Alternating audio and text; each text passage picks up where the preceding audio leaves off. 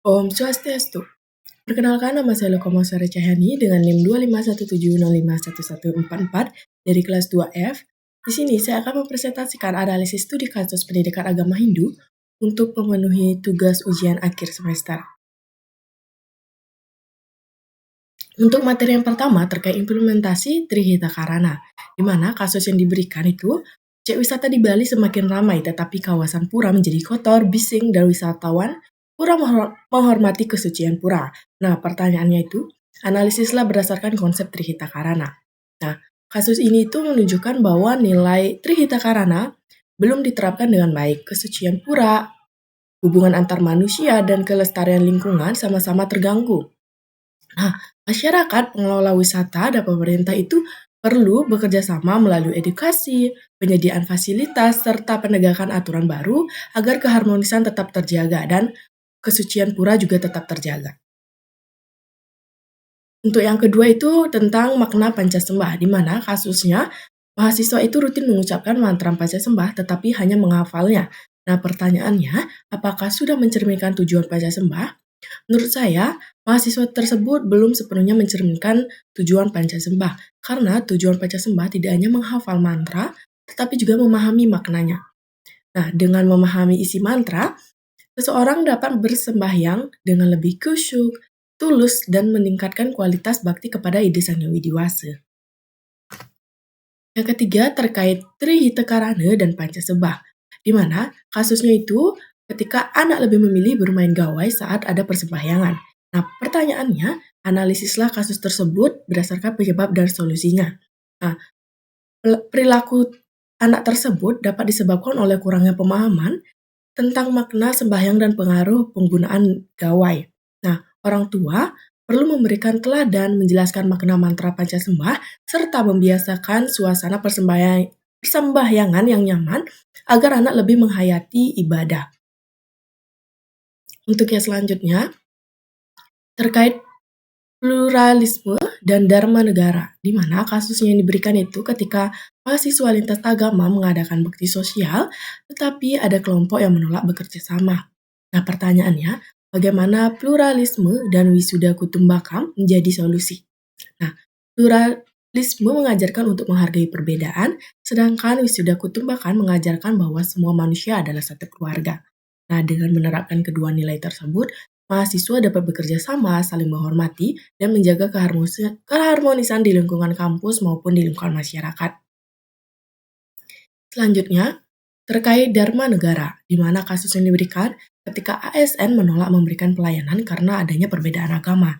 Nah, pertanyaannya, analisis berdasarkan Dharma Negara. Nah, menurut saya tindakan tersebut itu sangat bertentangan dengan Dharma Negara, karena Dharma Negara nilai Pancasila dan ajaran Hindu, karena pelayanan publik harus dilakukan secara adil tanpa diskriminasi. Nah, ASN juga memiliki kewajiban yaitu mengutamakan kepentingan masyarakat dan menjunjung nilai keadilan serta kemanusiaan. Jadi, seorang ASN itu harus memberikan pelayanan tanpa memikirkan adanya perbedaan. Nah, yang selanjutnya itu tentang etika bermedia sosial, di mana kasusnya unggahan media sosial menghina simbol agama. Nah, pertanyaannya bagaimana sikap kita sebagai umat Hindu terkait kasus tersebut. Nah, sebagai umat Hindu sebaiknya kita tetap bersikap bijaksana, tidak membalas ujaran kebencian, dan tidak menyebarkan konten provokatif. Nah, sikap tersebut itu sudah mencerminkan nilai pluralisme, dharma, dan etika dalam menggunakan media sosial. Terus selanjutnya itu tentang Trikaya Parisuda, di mana kasus yang diberikan itu terkait pengurus panti menggunakan bantuan untuk kepentingan pribadinya. Nah, pertanyaannya itu, analisis berdasarkan Trikaya Parisuda. Nah, menurut saya perbuatan pengurus panti tersebut sangat melanggar ajaran Trikaya Parisuda karena tindakan tersebut tidak mencerminkan pikiran, perkataan, dan perbuatan yang baik. Nah, bantuan yang sudah diberikan itu seharusnya dikelola dengan jujur, transparan, dan digunakan demi kesejahteraan anak-anak panti. Terus selanjutnya itu terkait karma marga, di mana kasus yang diberikan itu tentang mahasiswa mengabdi di panti hanya demi nilai. Nah, pertanyaannya itu, evaluasilah kasus tersebut berdasarkan karma marga. Nah, menurut saya perilaku mahasiswa tersebut belum sesuai dengan karma marga, karena pelayanan yang dilakukan itu hanya mengharapkan imbalan berupa nilai. Nah, pengabdian seharusnya itu dilakukan secara tulus sebagai bentuk kepedulian kita dan pengamalan terhadap dharma. Selanjutnya itu materi tentang dana punya, di mana kasusnya itu ketika panti mengalami keterbatasan dana pendidikan.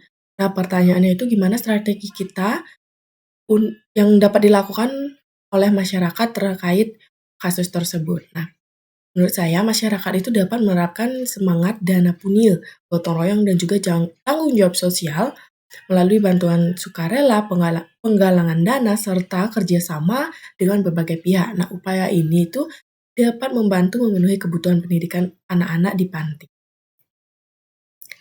Materi selanjutnya itu terkait etika dan korupsi, di mana kasus yang diberikan itu ketika pejabat itu menggunakan dana bantuan sosial untuk keluarganya. Nah, pertanyaannya, analisis kasus tersebut berdasarkan Karma Pale. Menurut saya, tindakan itu sangat melanggar Karma Pale, Trikaya Parisude, dan juga Asetya karena menyalahgunakan hak-hak masyarakat. Nah, akibatnya pelaku akan kehilangan kepercayaan, menerima sanksi, dan merugikan masyarakat yang membutuhkan bantuan. Untuk materi selanjutnya terkait kasus gratifikasi, di mana kasusnya itu pegawai menerima hadiah setelah memenangkan tender. Nah, pertanyaannya itu apakah tindakan tersebut dapat dibenarkan? Nah, menurut saya, tindakan tersebut itu tidak dapat dibenarkan karena berpotensi menjadi gratifikasi dan menimbulkan konflik kepentingan. Nah, dalam ajaran Hindu, kejujuran dan dharma mengharuskan setiap tugas dijalankan tanpa mencuri keuntungan dan tanpa mengharapkan imbalan nanti. Selanjutnya itu terkait budaya anti korupsi, di mana kasusnya itu gratifikasi dianggap sebagai budaya di instansi. Nah, pertanyaannya, bagaimana membangun budaya anti korupsi? Menurut saya, budaya anti korupsi itu dapat dibangun dengan menerapkan nilai-nilai seperti Trikaya Parisude, Karmapala, dan Asetya. Nah, selain itu, perlu juga dibiasakan untuk kita selalu bersikap jujur, transparan, dan bertanggung jawab dalam setiap pelaksanaan tugas agar tidak terjadi korupsi. Yang selanjutnya itu terkait tujuan yoga, di mana kasusnya ketika yoga center lebih menonjolkan aspek kebugaran daripada spiritual. Nah, pertanyaannya, evaluasi berdasarkan tujuan yoga. Nah, menurut saya kondisi tersebut belum mencerminkan tujuan yoga secara utuh. Karena yoga itu seharusnya mengembangkan kesehatan fisik sekaligus keterangan batin melalui latihan asana, pranayama, meditasi, dan pemahaman nilai spiritual. Selanjutnya itu terkait Raja Marga, di mana kasusnya yang diberikan itu ketika mahasiswa menjadi lebih tenang setelah rutin melakukan yoga. Nah, pertanyaannya, analisislah berdasarkan Raja Marga. Perubahan mahasiswa merasa menjadi lebih tenang itu menunjukkan manfaat Raja Marga, yaitu kemampuan mengendalikan pikiran dan juga emosi. Nah, yoga ini membantu